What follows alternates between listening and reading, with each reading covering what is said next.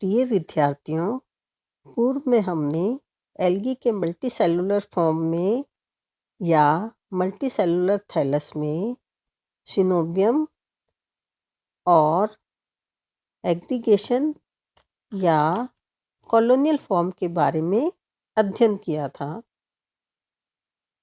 Colony और coenobium, इन दोनों में क्या डिफरेंस है? कॉलोनी की कोशिकाओं की संख्या अनिश्चित होती है, जबकि सिनोबियम में कोशिकाओं की संख्या निश्चित होती है।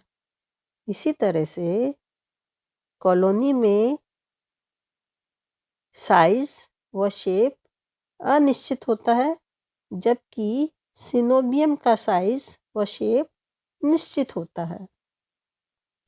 कॉलोनी में कोशिकाएं सेपरेट अथवा आपस में संयुक्त हो सकती हैं, जबकि सिनोबियम में कोशिकाएं एक दूसरे से साइटोप्लाज्मिक कनेक्शन के द्वारा जुड़ी रहती हैं। कॉलोनी में पोलैरिटी का अभाव होता है, अतः कोशिकाओं का क्रम अव्यवस्थित रहता है, जबकि सिनोबियम में पोलैरिटी पाई जाती है, अतः कोशिकाएं विशेष क्रम में व्यवस्थित रहती हैं। अब हम मल्टीसेलुलर थैलस के थर्ड टाइप यानी कि फिलामेंटस थैलस के बारे में पढ़ेंगे। फिलामेंटस अवस्था की उत्पत्ति एक कोशिकीय कार्यों से गतिशीलता के विलोपन और कोशिका के अनेक अनुप्रस्थ विभाजन से हुई है। इसमें डॉटर सेल्स एक दूसरे से सेपरेट न होकर रेखीय क्रम में जुड़ी हुई रहती है तथा फिलामेंट बनाती हैं। फिलामेंट दो प्रकार के होते हैं। Number 1 unbranch filament and second branch filament. Unbranch filament सरल या अशाखित तंतु स्पाइरोगायरा, ओडोगोनियम, ऑसिलेटेरिया, नॉस्टॉक, यूलोथ्रिक्स आदि मेंबर्स में पाए जाते हैं।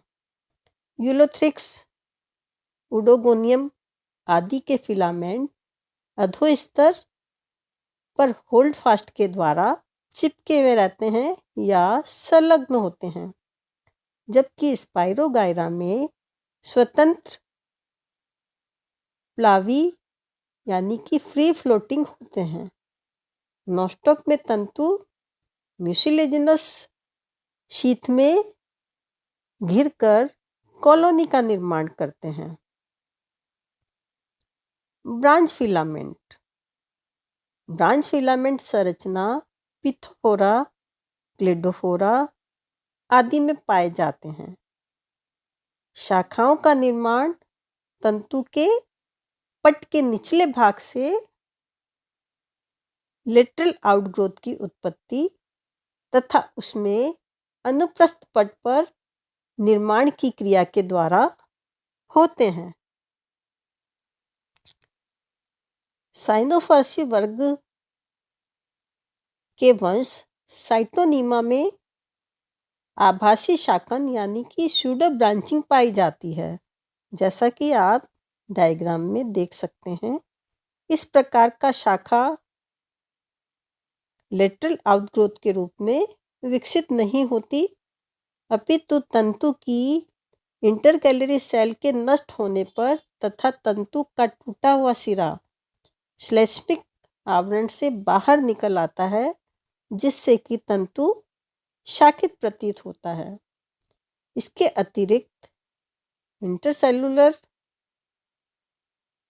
म्यूसिलेज के स्त्रवण के द्वारा भी हेट्रोसिस्ट के पास से तंतु के खंडन के द्वारा या फिर लूप निर्माण के द्वारा भी इसमें स्यूडो ब्रांचिंग दिखाई देती है। ब्रांचिंग के द्वारा 3 प्रकार के थैलस बन सकते हैं। Number 1 simple thallus, number 2 heterotrichous thallus, and number 3 pseudoparenchymatous thallus. Simple thallus, thallus एकल तंतु का बना होता है जो कि आधार पर एक आधारी कोशिका के द्वारा संलग्न रहता है। इसकी ब्रांचेस बेसल सेल्स के अतिरिक्त किसी भी कोशिका से उत्पन्न होती है। For example Cladophora. Second, heterotrichous form. इसमें इरेक्ट और प्रोस्टेट दो प्रकार की ब्रांचिंग पाई जाती है, या हम ये कह सकते हैं इसमें दो प्रकार के सिस्टम पाए जाते हैं, इरेक्ट सिस्टम और प्रोस्टेट सिस्टम। ये अवस्था सरल तंतुल थैलस से अधिक विकसित मानी जा सकती है। For example Coleochaete, Ectocarpus and dropper रेनिडियोप्सिस।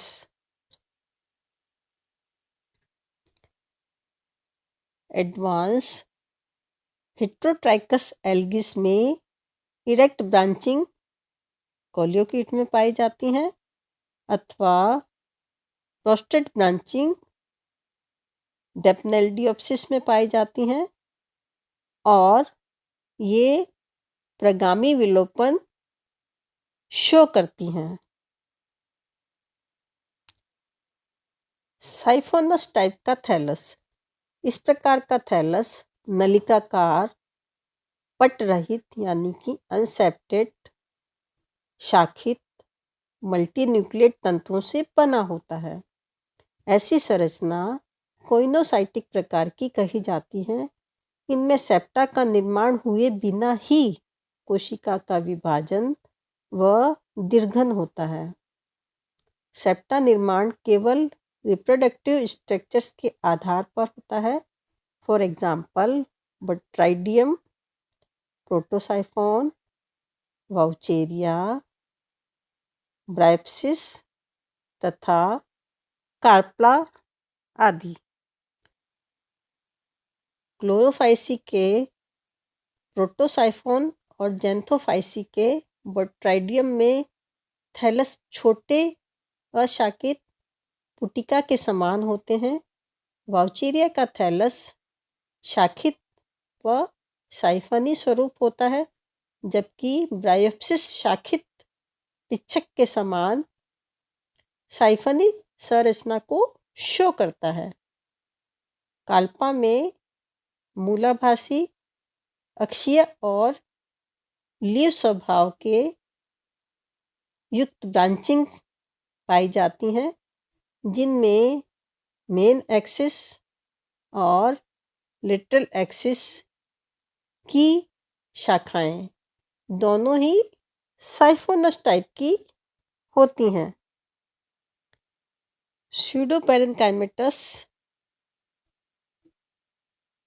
कुछ एल्गीज में फिलामेंट्स और ब्रांचेस के लंबवत और समांतर रूप से संगठित होने से यह स्यूडोपेरेन्काइमेटस थैलस बनता है।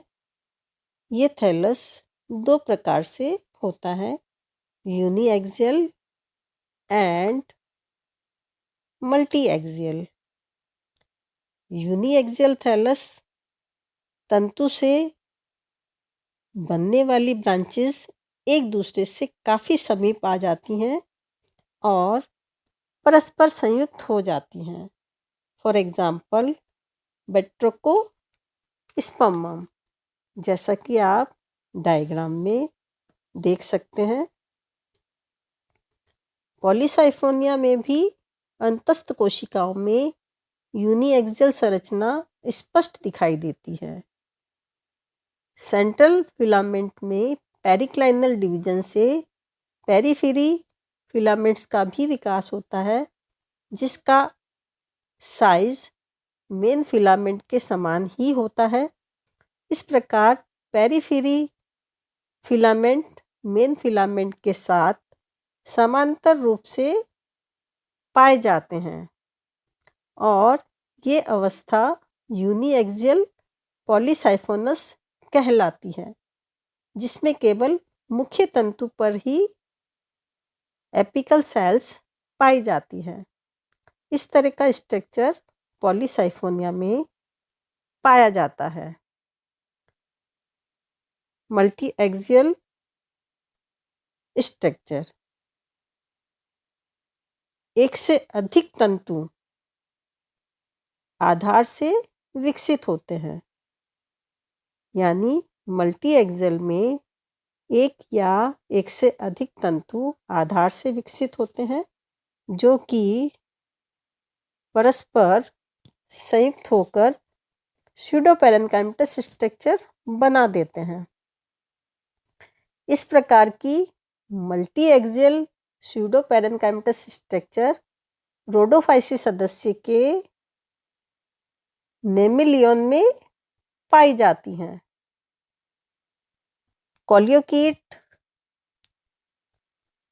स्कूटाटा में भी इरेक्ट सिस्टम पूरी तरह से विलुप्त हो जाता है और प्रोस्टेट सिस्टम बारंबार शाखित होता रहता है। प्रोस्टेट सिस्टम की लेटरल ब्रांचेस परस्पर संयोजित हो जाती हैं और स्यूडोपेरेन्काइमटस तस्तरीनुमा संरचना का निर्माण भी कर देती हैं।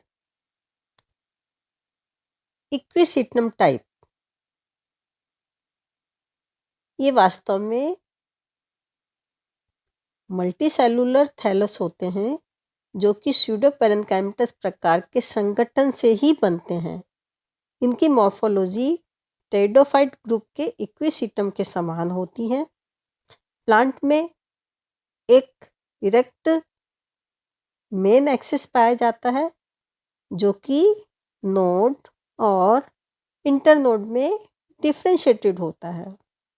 मेन एक्सिस की नोड पर ब्रांच ऑफ लिमिटेड ग्रोथ की शाखाओं का वंश होता है और मेन एक्सिस की कुछ नोड्स पर ब्रांच ऑफ अलिमिटेड या अनलिमिटेड ग्रोथ की शाखाएं भी पाई जाती हैं जो कि संरचना में मेन एक्सिस के समान ही होती हैं।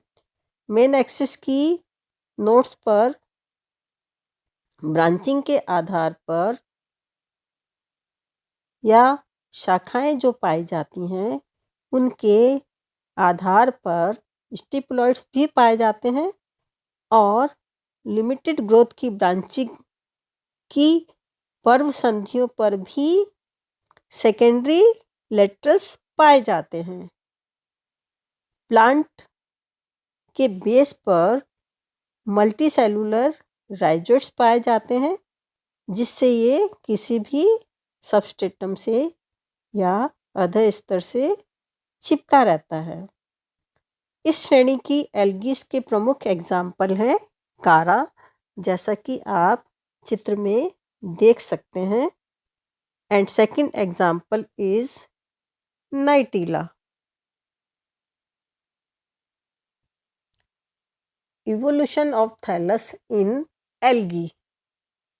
According to evolutionary theories, the motile unicells are the simple and primitive type of thalli. The coccoid forms developed from the flagellated forms by shedding their flagella. The colonial forms developed by the aggregation of motile or non-motile forms. The filamentous form evolved from the unicells by the joining of many cells end to end. The leaf-like filamentous thalli evolved from the uniseriate simple filaments bilateral and transverse division of their constituents cell. Heterotrichous filaments have evolved from the simple filamentous form. due to the due, due to the repeated cell division and aggregation of resulting filaments. Heterotychous forms are considered to be the ancestors of advanced type of the thalli. Thank you.